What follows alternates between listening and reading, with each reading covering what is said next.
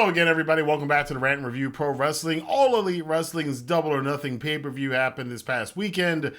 It was a show that was a mixed bag. Not one of their strongest pay-per-views, but also nowhere near one of their weakest ones. It did have one of the worst matches of all time on AEW pay-per-views and one of the best of all time for AEW pay-per-views. But we're going to get into that here. Of course, it's being YouTube. You can help out that algorithm. It likes it when you hit the like button and the subscribe button and the notification bell so you know when I have new videos on there. It's honestly, that does allow other wrestling fans to know that we have videos covering AEW, New Japan, and WWE on this channel. So I definitely appreciate it. But let's look at All Elite Wrestling's May tradition.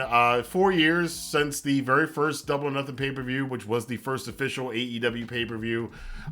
Still remember that one for that Cody-Dustin match that set the tone for what we thought AEW was going to be in its earlier incarnation. But we are 4 years now removed from that, and this being the fifth Double or Nothing, and featuring a staple of this pay-per-view, which is the Anarchy in Arena or Stadium Stampede during the pandemic era match between the Blackpool Combat Club and the Elite. But we had preliminary matches, we had opening matches. I will say this, Jeff Hardy, I have to say right off the bat, not looking good in that 6-man that they had early on.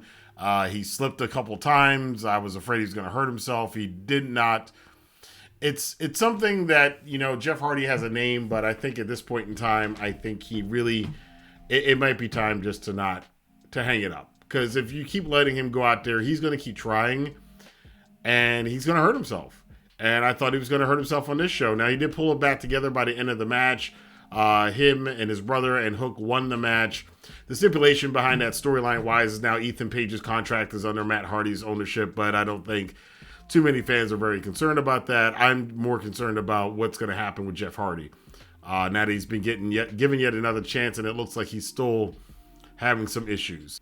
Ended the buy-in show with introducing everybody for the Battle Royal, the Blackjack Battle Royal, which is for the All-Atlantic Championship or the International Championship now that is held by Orange Cassidy.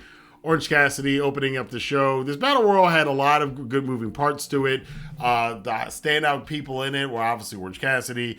I think the interactions between Keith Lee and Swerve Strickland, which they never really finished that feud, and it seems to be an ongoing thing that's happening in AEW. We've got Brian Cage and the Luchadors all teamed up together in this match, and they, you know, Commander and Penta and Phoenix and everybody else, and they were all kind of teaming together against Brian Cage and against other people in the match.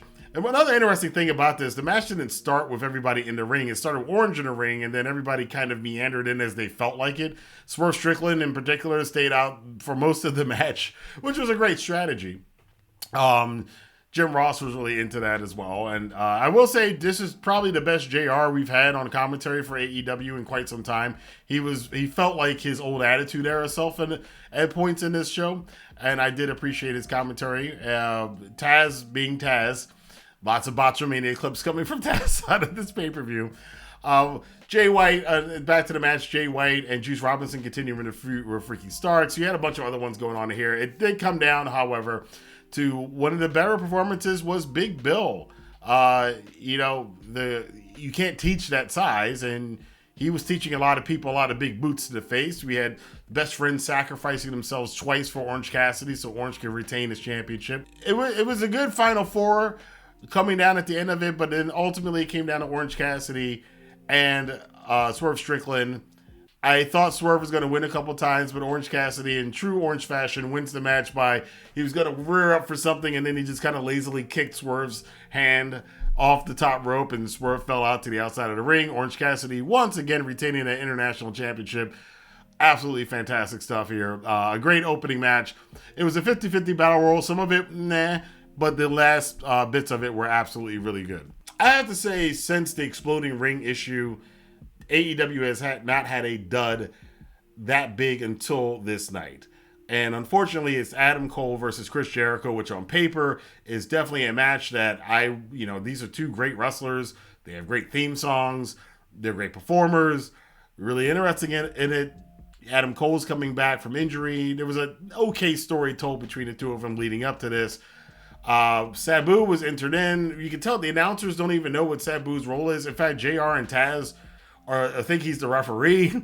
Excalibur's trying to correct them. They're still thinking he's the referee and he's the enforcer, or is he in the side of Adam Cole? Doesn't really matter. After a couple minutes, Sabu and Roderick Strong and the rest of the Jericho Appreciation Society, they all battle to the back.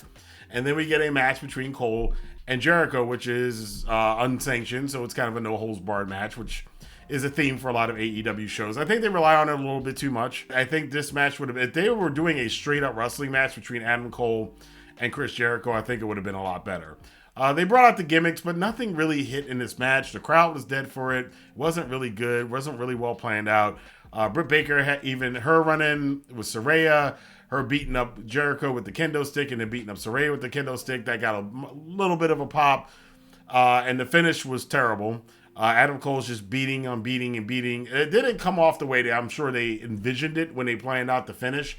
Adam Cole just kept beating on Jericho, and Aubrey Edwards calls for the bell, stops the match, and Adam Cole wins. The crowd booed. Fans around the social media didn't like it. I didn't like it. It's probably one of the worst matches in AEW pay-per-view history. Just didn't hit it, and I feel bad because Adam Cole has done so. We saw on All Access, Adam Cole's done so much to come back. This is a marquee match of him against Chris Jericho. Just didn't work. They later on announced, however, that they're going to continue this on Dynamite Wednesday with there being an intersex, I should say, tag team match with the Owen Hart couple of the Owen Hart Championship couple of which they don't talk about too much anymore, but Britt Baker and Adam Cole, who won those tournaments last year, taking on Saraya and Chris Jericho. We also, of course, had Dr. Martha Hart and Tony Khan in a hat. Announcing that the Owen Hart Memorial Cup tournament which was concluding at this time last year, is going to be coming up pretty soon, and they're going to end at the Calgary Stampede, which is very interesting. So this is all kicking off on Forbidden Door weekend. For those of you who don't know, by the way, I am going to Forbidden Door again this year. Just solidified all my travel plans for it, so I'm excited, looking forward to that. So the Owen Hart tournament is going to be happening again this year. I'm very curious to see how they're going to work it out this year. I think the format's going to have to be a little bit different, but them ending at the Calgary Stampede, which I believe is outdoors, that should be fun. I've said that AEW should do one of these Dynamites or Collisions coming up outdoors. I think that was one of the things that WCW used to do with the Club La Vila stuff and some of those nitros they would do that were kind of fun. But at this point in the show's kind of like, we're kind of starting off, the Jeff Hardy thing wasn't very good, and this Adam Cole Jericho match just didn't work. And now we got a tag team match that a lot of fans have complained about. They didn't want to see this match with FTR versus essentially Team TNA. But the thing about it, and I've said this for a while, the last 3 or 4 weeks of the build towards this tag match has been really good. It's really good sports entertainment stuff. It's the best of what they used to do in TNA from what I've known of TNA. And it all worked. And this match worked as well. And it took a while for the crowd to get into it, but FTR, Jeff Jarrett, and Jay Lethal worked this match to perfection. This is sports entertainment, pro wrestling, just overbooked craziness, and it was delicious from start to finish. We get a point, of course, Mark Briscoe is the special referee in this match. He's between the two teams. They're working over Cash a lot in this match. Cash was having a hard time getting into it, getting out of all the chicanery going on. You got Sandre Dutt outside. You got Satnam Singh. You got Karen Jarrett, who is a Karen in every sense of the word. They're doing all this crazy stuff. At one point in the match, anyway, it comes down to Dax avoiding getting hit by the guitar from Jeff Jarrett, and the guitar hits Mark Briscoe, knocking Mark Briscoe, the referee, out. There is a visual pin for FTR. They should have won the match. Aubrey Edwards comes running down to the ring. Sandre Dutt gets in her way. He won't let her get to the ring. And then this results in one of many shocking moments of this night that really, I think this was kind of the turn. These two moments were the turning point in the night that turned Double or Nothing, which looked like it was going to be a bad show, and turned it around. Karen Jarrett blast Aubrey Edwards in the head with a guitar. I could not believe what I saw. Aubrey took a headshot. That's great. I gotta see the next podcast that they do, because she does a podcast for AEW with Tony Schiavone. I gotta hear what went into that one and her deciding to take that bump as a referee. The referees got beat up a lot tonight. That was wouldn't be the last time a referee would be hurt here in AEW. But that person then followed with more craziness going on in the ring. Jeff Jarrett eventually is berating Mark Briscoe, saying, hey, I told you to count. And then he's pie-facing him. He slaps him. Mark Briscoe pushes him back, slaps him back again, right into the big rig. FTR retains the AEW World Tag Team Championships in a stunning match. One of the best matches of the night. The feud was good. This rivalry, people poo-pooed it so much, but the build to it was good. The execution of the match was good.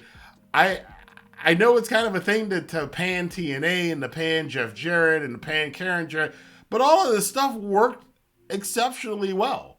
It's a welcome distraction on a show that is, typically a lot of the rest of the stuff in AEW tend to be high spots and a lot of violence. This was kind of good old fashioned 2000 TNA sports entertainment, which has its place in wrestling, which is one of the things I appreciate about AEW. They will do different styles from different eras and put them all into one show. Wardlow then took on Christian Cage for the TNT Championship in a ladder match. Arn Anderson and Luchasaurus are the seconds here, which is very curious how that worked out.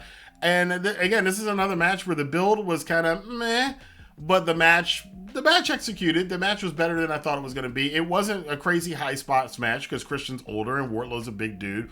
But this reminds me more of a 1990s WWF style of ladder match, the Shawn and Diesel, the Shawn and Razor style of ladder matches where you got, the big bruiser face against kind of this sneaky heel. Tons of great spots in this match. Some of the highlights of it were Arn Anderson and Luchasaurus getting involved, and Arn Anderson biting, I believe it was a blood capsule, but biting Luchasaurus' thumb to avoid a chokeslam so hard that it drew blood from Luchasaurus' thumb.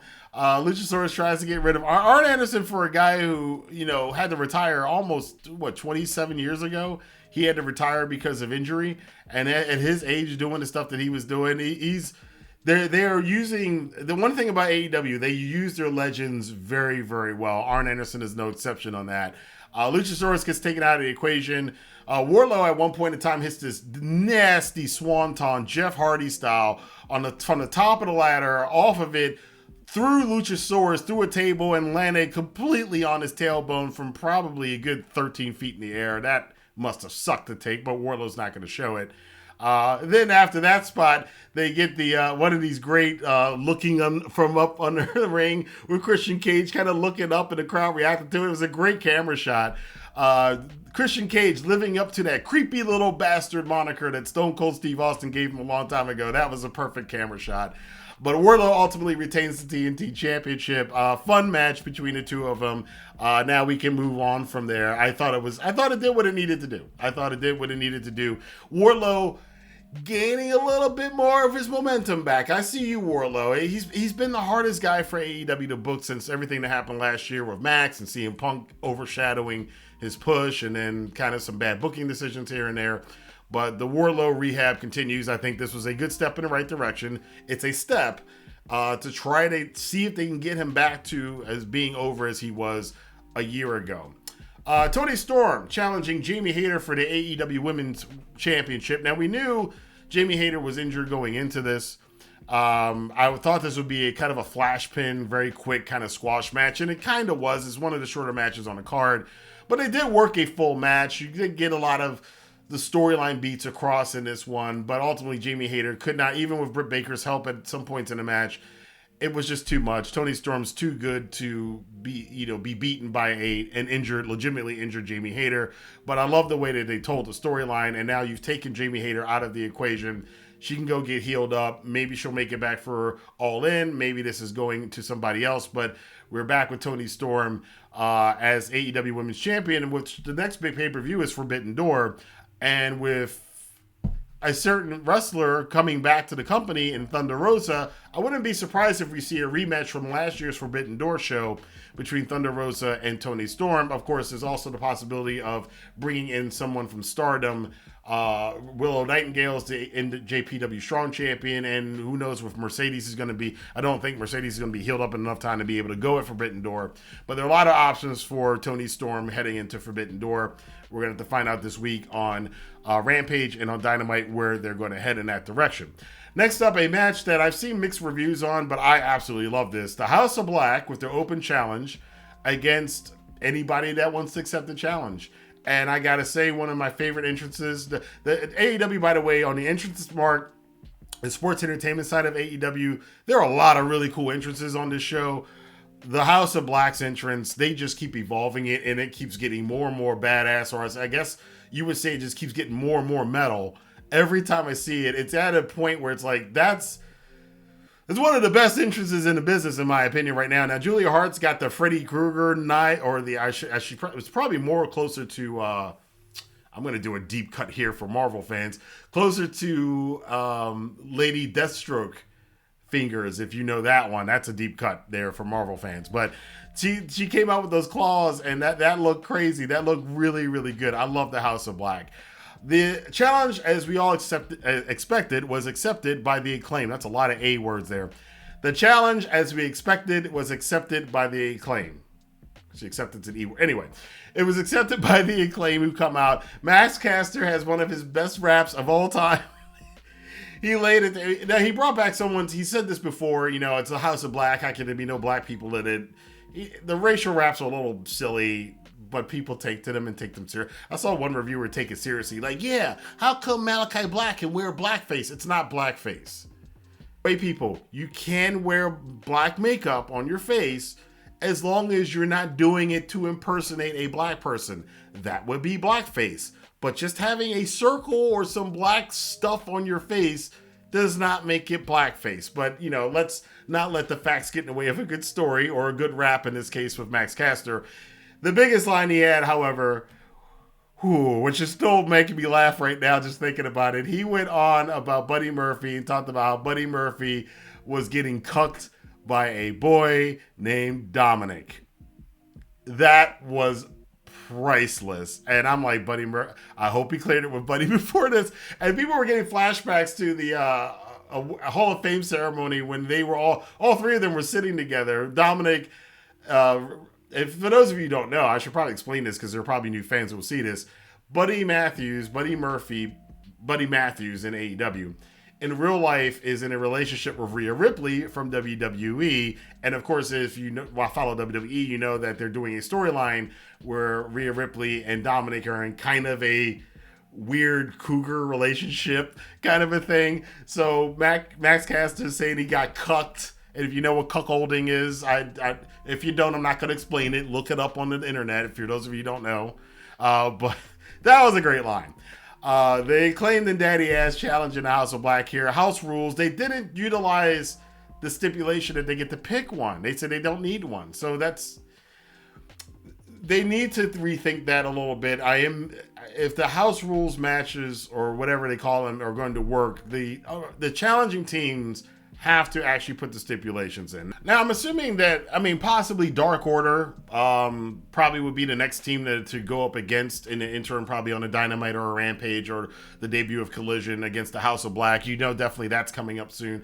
I hope one of these teams does take advantage and really uses that stipulation. It's the house rules matches or whatever they call them. It's a great concept. I love the concept.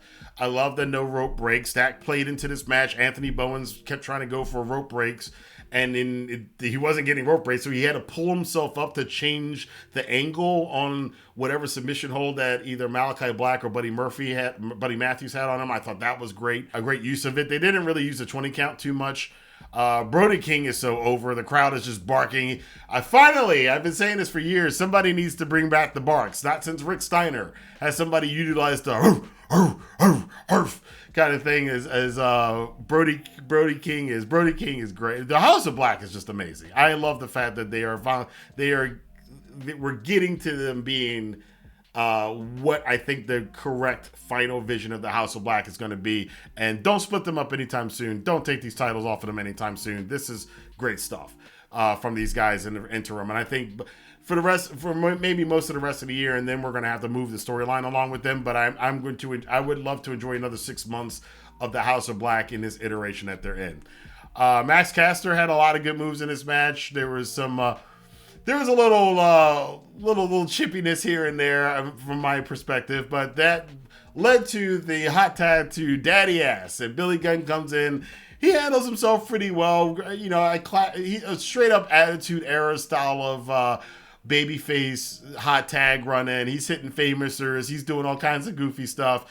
And it looks like he's getting the advantage on the House of Black, but the end spinning heel kick by Malachi Black to his head. 1, 2, 3. Daddy Ass is down, and the House of Black.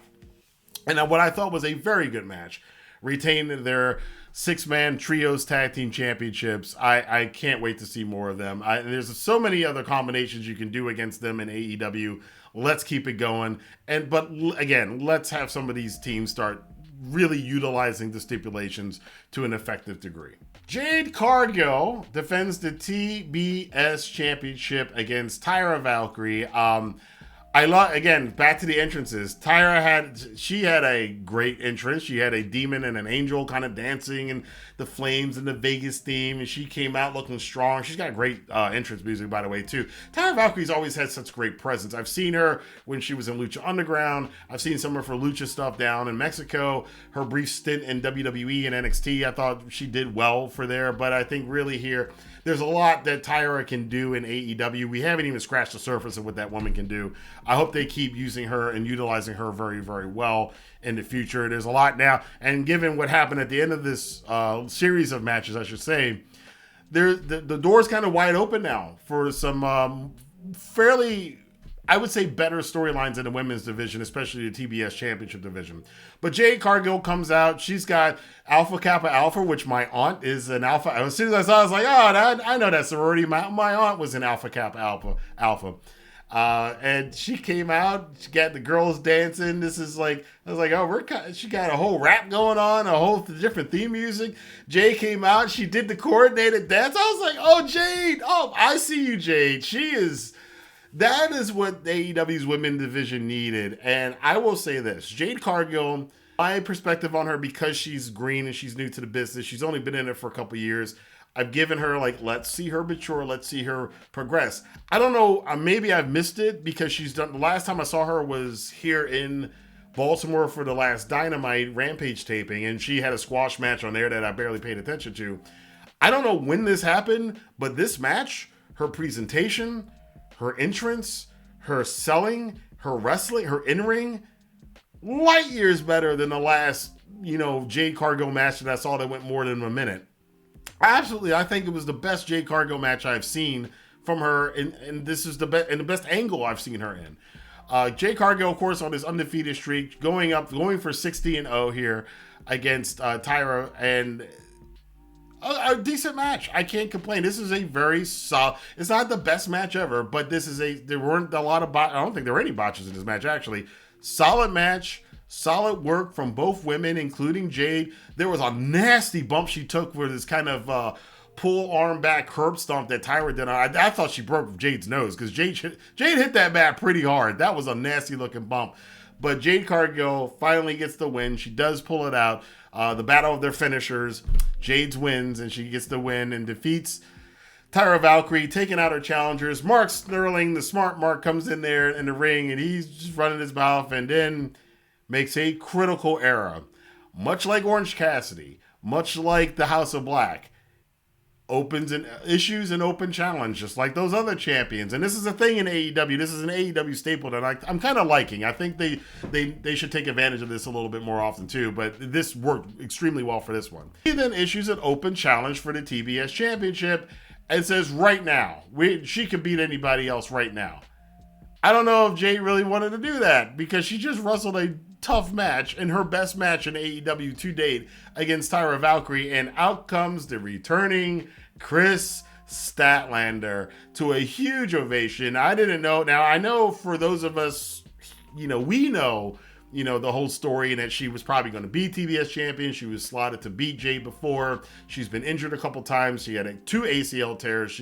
And everybody's really rooted for Kris. She got the big ovation against Ruby Soho last year. But I don't know if people would have remembered or would have been that wild for her. But when she came back out, she got the reaction. And what I would call a Money in the Bank kind of moment here for AEW. There's a second match. Jade, an extra match on the card. Jade has to defend against Statlander. Statlander comes in. It's a little bit of back and forth few seconds, but ultimately Kris Statlander does get the pin, does get the win. Jade Cargill, her undefeated streak ends. In a weekend where lots of, with the exception of Rhea Ripley, there are a lot of women's champions losing this weekend. The entire women's division in multiple companies has changed, and in AEW's it's completely changed, with not earlier Jamie Hayter losing to Toni Storm, and now here Jade's streak coming to an end. Statlander is now the champion. She had a great interview in the post-match media scrum too, by the way, you should check out. But that was a very, very big crowd-pleasing moment. And like I said, there's a lot of these on this show. This then led us into our two main events, the co-main events. The first one coming up is for the AEW World Championship, a fatal four-way match. The storyline leading into this one on Dynamite over the past couple weeks, it's had its up and down moments. Like the Sammy Guevara stuff with MJF, that was great, but then some other stuff didn't work out so well. Then when there was some dissension between Jungleboy and Darby Allin, that looked interesting, and then certain other things weren't so good. It didn't flow as well as it probably could have. But these guys went into this match and said, you know what? Maybe the build wasn't great, but the match is going to kill it. I'll tell you this right from the bat. If there's any match on this card you got to watch, is this one. This is a match of the year contender. These four guys, MJF, Darby Allin, Sammy Guevara, and Jungleboy Jack Perry, lived up to their billing as the four pillars of All Elite Wrestling and the future of wrestling. Whether they all stay in AEW or some of them wind up going other places, it doesn't matter. These guys are the future of wrestling. I think they proved it in this show. And I don't know if it was just them. It's probably a combination of their ideas and some of their producers, the Dean Malenkos, the Jerry Lynn's, Bryan Danielson, whoever else is doing the producing backstage and putting these matches together with these guys. The team that put this match together should be given an award. They should have an award for best booked match, because this was brilliantly, from a booking standpoint, the way this match was laid out was absolutely perfect. Jungleboy Jack Perry comes out first. We then get a return of Sammy Guevara with the cards. And, used to do the cards during Dynamite, especially during the pandemic era, during the commercial breaks and the picture-in-picture ones. He brought it back out there with Taya Guevara, his wife, and which through the cue cards, he announced that they're having a baby. Which, congratulations to them. As disgusting as a couple as they might be, congratulations. I mean, that's a big deal. Sammy Guevara and Ty having a kid, I think it's great. Especially after I saw them on All Access, my perspective on them has changed a little bit, knowing kind of a little bit of what their real life situation is. I'm very happy for Ty and for Ty Mello, Ty Guevara, and Sammy Guevara. We then get one of Darby Allin's art video packages, something with Elvis and MJF at the altar, and he beats the fake MJF to death, and then they're going to go bury the, it's kind of a allusion to, some old Vegas movies and The Hangover and stuff like that, whatever it is. And Darby comes out, nice little cool skate ramp entrance that he had that I think a lot of people missed out on. He's in a Elvis Darby outfit, which looked really cool. I thought that was really unique. And then we get the devil himself, MJF, coming on a throne that was a little wobbly, a little shaky there, but MJF descending down on his golden throne. He's all decked out in gold and yellow and looking badass as hell. He's walking to the ring. He's got all these women baying at his feet. It's just and Tony Schiavone's on commentary like, oh my God, I can't stand. He is horrible. He's terrible, right? The match then gets on the way. It's part spot fest and part old school wrestling, which is the brilliance of MJF. MJF is a old school style of wrestler and his perspective on the business, but he can incorporate it with having to wrestle guys who are doing new school wrestling. The combination of the two is fantastic. And then this match, it was great. So many moments, so many spots. And it wasn't one of these matches where two guys wrestle and the other two guys lay down until it's time for one of those guys to get up and then do a spot, and then they lay down, and they didn't do it. Like most of this match, all four guys were involved in most of the sequences and spots they had in this match. There was a point in time where they're all putting submissions on each other at the same time, which was crazy. Like human centipede kind of thing going on there. Sammy Guevara does a Spanish fly with Darby outside the ring on a Jungleboy and MJF. MJF, when they're doing all this, I'm gonna hit you, you hit him, and he hits him, and he hits me. MJF then just starts poking everybody in the eyes and flips off the crowd. There's a good portion of the crowd that's supporting MJF. Darby hits a lot of those great dives.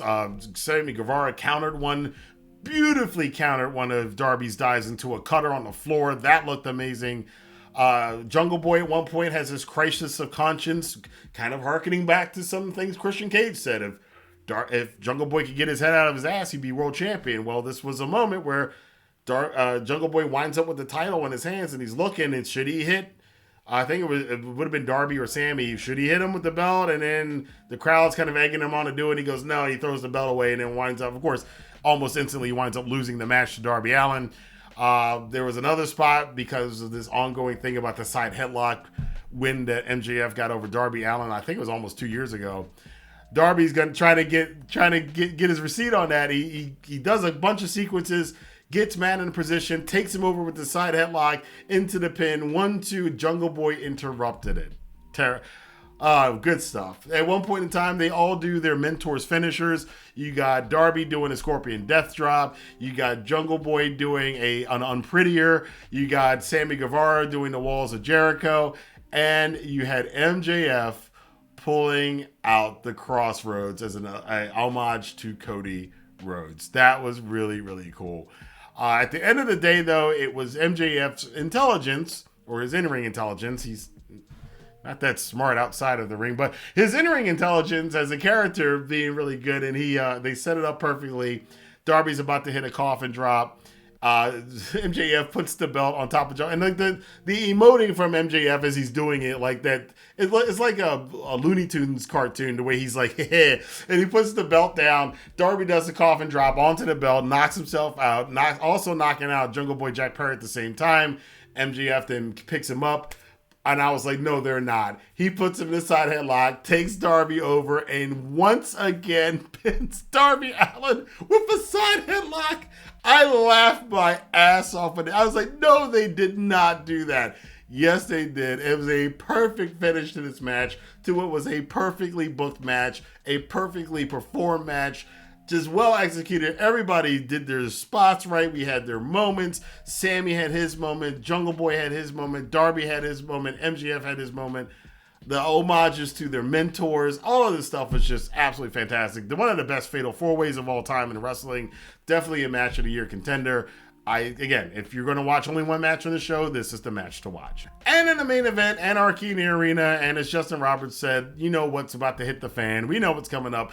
The Elite, the Blackpool Combat Club, fighting all around the arena, outside the arena, people taking pile drivers in the back of trucks. Kenny Omega and Jon Moxley renewing their rivalry from 3 years ago, from that Full Gear show and from Double or Nothing, with the poker chips with barbed wire wrapped in them, suplexing each other on stuff. You got Matt Jackson, the little callback to the thumbtacks and the mouth stuff. At one point in time, when Matt is seemingly taken out by Claudio outside after that pile driver in the truck, he does eventually make it back into the arena. And I'm like, all right, he's got to make the save because Yuta and Moxley have submissions on his brother Nick. And Matt Hardy gets in the ring. All right, super kick. I don't think anybody was expecting this. It was an exploding super kick. They put an explosive in the bottom of it. Jon Moxley is crazy enough to take this bump. An exploding light bulb or whatever it was, goes off from the super kick to Moxley's face. Absolutely insane. Renee probably is pissed. That doesn't finish the match. We get thumbtacks out there. Moxley gives him the receipt by atomic dropping without the knee. Matt Jackson, barefoot, onto the thumbtacks. I cringed. You cringed. Everybody cringed. And then they put him in his mouth. Claudio hits him with the uppercut. Thumbtacks go flying everywhere. At some point in this match, the referee was bleeding for some reason. I don't know why. I did notice Danielson wasn't taking a lot of heavy bumps in this match. I think he's still probably a little bit banged up, and they're working him into. But that's why you have him. He can be in this kind of match because he doesn't need to really work that hard. It's a walk and punch match for the most part. He does take a couple bumps later on in the match. Nobody tried to set anybody on fire this year. Thank you, Eddie Kingston. And when it really all came down to it, it was Kenny Omega. He's the last hope here. We did have a cool spot with him and Hangman kind of fighting back to back against the Blackpool Combat Club. Wheeler Yuta is about to be taken out by the One Wing Angel. And of course, that Carney POS, Don Callis shows up. Kenny senses him. He knows what's going on. He's going to confront Don, but Dawn has to get out the way as Takeshita, under a hood, comes in the ring, and we kind of expected this.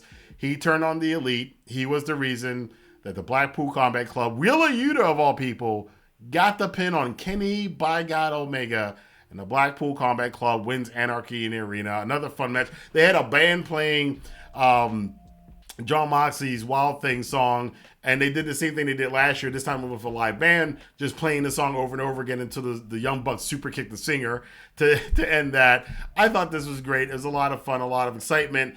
Hoping to see Kota Ibushi show up. It didn't happen on this night, so I guess they're going to be... I mean, we got to save this.